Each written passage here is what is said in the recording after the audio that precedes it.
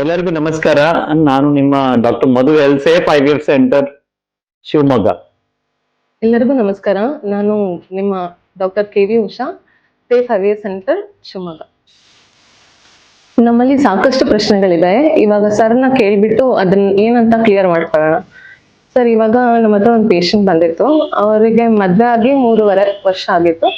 ತುಂಬಾ ವರ್ಷದಿಂದ ಸ್ಕ್ಯಾನಿಂಗ್ ಎಲ್ಲ ಮಾಡಿಸಿದ್ದಾರೆ, ಓವ್ಯುಲೇಷನ್ ಡಾಕ್ಯುಮೆಂಟ್ ಆಗಿದೆ ಅಂಡ್ ಸೆಮೆನ್ ಅನಾಲಿಸಿಸ್ ಕೂಡ ಮಾಡಿಸಿದ್ದಾರೆ, ಅದು ನಾರ್ಮಲ್ ಇದೆ. HSG ಕೂಡ ಮಾಡಿಸಿದ್ದಾರೆ, ಟ್ಯೂಬಲ್ ಪೇಟೆನ್ಸಿನೂ ಡಾಕ್ಯುಮೆಂಟ್ ಆಗಿದೆ.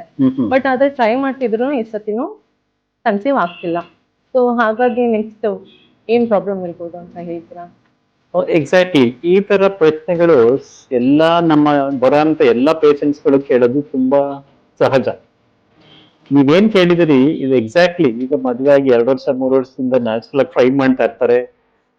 ಅಲ್ಟ್ರಾಸೌಂಡ್ ಅಲ್ಲಿ TBS ಅಲ್ಲಿ ಓವ್ಯುಲೇಷನ್ ಡಾಕ್ಯುಮೆಂಟ್ ಮಾಡಿರ್ತಾರೆ. ಆನಂತರ ಅವ್ರ ಎಂಡೋಮೆಟ್ರಿಯಲ್ ಥಿಕ್ನೆಸ್ ಕೂಡ ಚೆನ್ನಾಗಿ ಬರ್ತಾ ಇರುತ್ತೆ. WHO ಸೆಮನಾಲಿಸಿಸ್ ಪ್ರಕಾರ ಹಸ್ಬೆಂಡ್ ಸೆಮನಾಲಿಸಿಸ್ ಕೂಡ ನಾರ್ಮಲ್ ಇರುತ್ತೆ. ಹಾಗೂ HSC ಮಾಡಿಸಿ ಟ್ಯೂಬಲ್ ಪೆಟೆನ್ಸಿ ಇದ್ದು ಕೂಡ ಟೆಸ್ಟ್ ಆಗಿರುತ್ತೆ.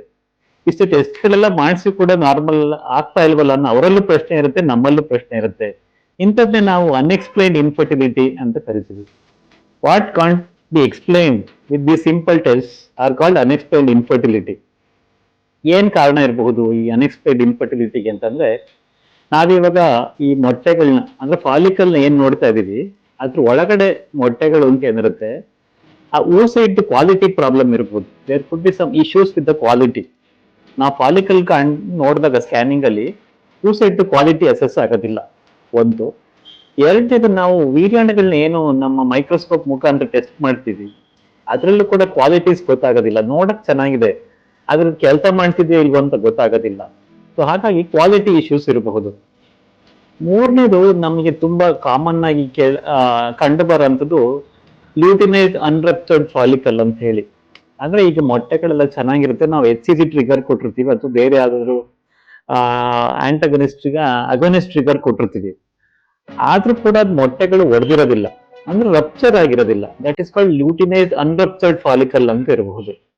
ನಾಲ್ಕನೇ, ಸರ್ವೇ ಸಾಧಾರಣವಾಗಿ ಇಮ್ಯುನಾಲಜಿಕಲ್ ಕಾಸಸ್ ಅಂತ ಏನ್ ಹೇಳ್ತೀವಿ, ಅದು ಥೈರಾಯ್ಡ್ ಸಮಸ್ಯೆಯಿಂದ ಆಂಟಿ ಥೈರಾಯ್ಡ್ ಆಂಟಿಬಾಡೀಸ್ ಇರಬಹುದು, ಅಥವಾ ಈ ಆಪ್ಲಾ ಸಿಂಡ್ರೋಮ್ ಅಂತ ಏನ್ ಹೇಳ್ತೀವಿ, ಆಂಟಿಫಾಸ್ಫೋಲಿಪಿಡ್ ಆಂಟಿಬಾಡಿ ಸಿಂಡ್ರೋಮ್ ಅಂತ ಹೇಳಿ.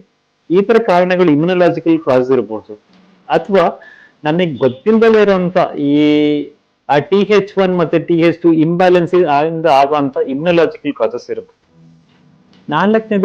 ಐದನೇದು ಕಣ್ಣಿಗೆ ಕಾಣದಲ್ಲಿರುವಂತ ಇನ್ಫೆಕ್ಷಸ್ ಕಾಸಸ್ ಇರಬಹುದು. ಇನ್ಫೆಕ್ಷನ್ಸ್ ಕಣ್ಣಿಗೆ ಕಾಣೋದಿಲ್ಲ. ಹೀಗಾಗಿ ಇದು ಸರ್ವೇ ಸಾಧಾರಣವಾಗಿ ಕಂಡು ಬರುವಂತ ಅನ್ಎಕ್ಸ್ಪ್ಲೈನ್ ಇನ್ಫರ್ಟಿಲಿಟಿಲಿ ನಾವು ಎಕ್ಸ್ಪ್ಲೈನ್ ಮಾಡಕ್ ಟ್ರೈ ಮಾಡ್ತಾ ಇರ್ತೀವಿ. ಇಷ್ಟು ಮಾಡಿ ಕೂಡ ಇದಕ್ಕೆ ಕಾರಣ ಹೇಗೆ ತಿಳ್ಕೊಳೋದು ಅಂತ ನೀವು ಕೇಳ್ಬೋದು. ಸರ್, ಇಷ್ಟೆಲ್ಲ ನನಗೆ ಕಣ್ಣಿಗೆ ಕಾಣೋದಿಲ್ಲ, ಏನ್ ಮಾಡೋದು? ವಾಟ್ ಫರ್ದರ್ ಇನ್ವೆಸ್ಟಿಗೇಷನ್ಸ್ ಅಂತ.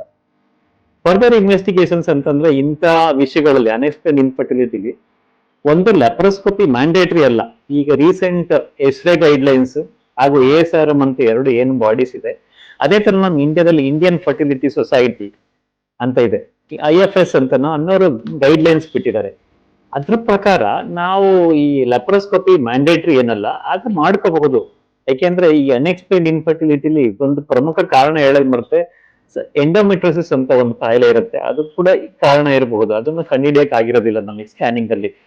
ಸೊ ಹಾಗಾಗಿ ಒಂದು ಲ್ಯಾಪ್ರೋಸ್ಕೋಪಿ ಮಾಡಿಲ್ದಲೇ ಇರೋದು ಇದ್ರೆ ಲ್ಯಾಪ್ರೋಸ್ಕೋಪಿ ಮಾಡ್ಕೋಬಹುದು.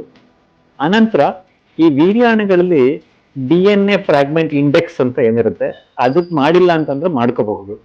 ಈ ಹೆಣ್ಮಕ್ಳು ಮತ್ತೆ ಗಂಡು ಮಕ್ಕಳಲ್ಲಿ ಈ ಇನ್ಫೆಕ್ಷನ್ಸ್ ಏನಾದ್ರು ಇದೆಯಾ ಅಂತ ಅನ್ನೋಕೆ ರೂಲ್ ಔಟ್ ಮಾಡಿಲ್ಲ ಅಂದ್ರೆ ಇನ್ಫೆಕ್ಷನ್ಸ್ ಕಾಸಸ್ ರೂಲ್ ಔಟ್ ಮಾಡಕ್ಕೆ ಟೆಸ್ಟ್ ಗಳನ್ನ ಮಾಡಬಹುದು.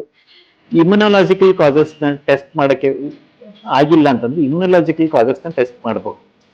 ಇಷ್ಟು ಕಾರಣ ತಿಳ್ಕೊಳಕ್ಕೆ, ಅಂದ್ರೆ ಡೆಫಿನೆಟ್ಲಿ ಕಾರಣ ಸಿಗುತ್ತೆ ಅಂತ ಇಲ್ಲ. ಇಷ್ಟೆಲ್ಲ ಮಾಡಿದ್ರೆ ಕಾರಣಗಳು ತಿಳ್ಕೊಳಕ್ಕೆ ಅಷ್ಟು ಹತ್ರ ಹೋಗಬಹುದು. ಏನ್ ಟ್ರೀಟ್ಮೆಂಟ್ ಸರ್ ಇಷ್ಟೆಲ್ಲ ಮಾಡಿದ್ರೆ ಅಂತ. ಒಂದು, ನೀವು ನ್ಯಾಚುರಲ್ ಆಗಿ ಟ್ರೈ ಮಾಡ್ತಿರ್ತೀರಿ, ಅದ್ರ ಜೊತೆಗೆ ನಾವು ಒಂದು ಓವ್ಯುಲೇಷನ್ ಇಂಡಕ್ಷನ್ ಮಾಡಿ ಒಂದು IUI ಮಾಡಬಹುದು. Well performed IUI at good centres wood.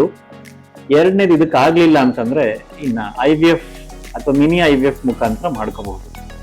ಹಾಗಾಗಿ ಈಗ ಅನ್ಎಕ್ಸ್ಪ್ಲೈನ್ಡ್ ಇನ್ಫರ್ಟಿಲಿಟಿ ಅವರು ನಿರಾಶರಾಗೋದು ಬೇಡ. ಇದು ಸುಮಾರು 30% ಜನಕ್ಕೆ ಈ ತರ ಎಕ್ಸ್ಪ್ಲೈನ್ ಮಾಡಕ್ ಆಗೋದಿಲ್ಲ.